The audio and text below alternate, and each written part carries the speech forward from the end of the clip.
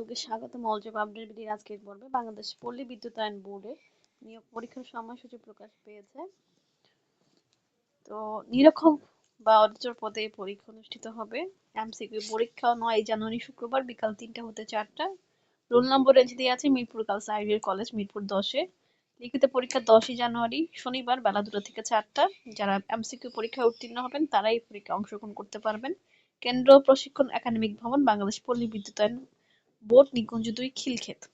এবং মৌখিক পরীক্ষা 12 জানুয়ারি সোমবার, 13 জানুয়ারি মঙ্গলবার, 14 জানুয়ারি বুধবার, 15 জানুয়ারি বৃহস্পতিবার বিকাল 4টায় অনুষ্ঠিত হবে। যারা লিখিত পরীক্ষায় উত্তীর্ণ হবেন তারাই অংশগ্রহণ করতে পারবেন। এবং ভেন্যু হচ্ছে নিয়ন্ত্রক অর্থ হিসাবের অফিস কক্ষ, সদর দপ্তর ভবন, 6ষ্ঠ তলা, বাংলাদেশ পল্লী বিদ্যুতায়ন বোর্ড নিকুঞ্জ 2 খিলক্ষেত। আর যে কোনো ধরনের কিছু জানতে হলে এখানে যে ওয়েবসাইট লিংক আছে এই লিংক হতে আপনারা তথ্য সংগ্রহ করতে পারবেন এবং অবশ্যই এই লিংক হতে আপনারা প্রবেশপত্র ডাউনলোড করবেন।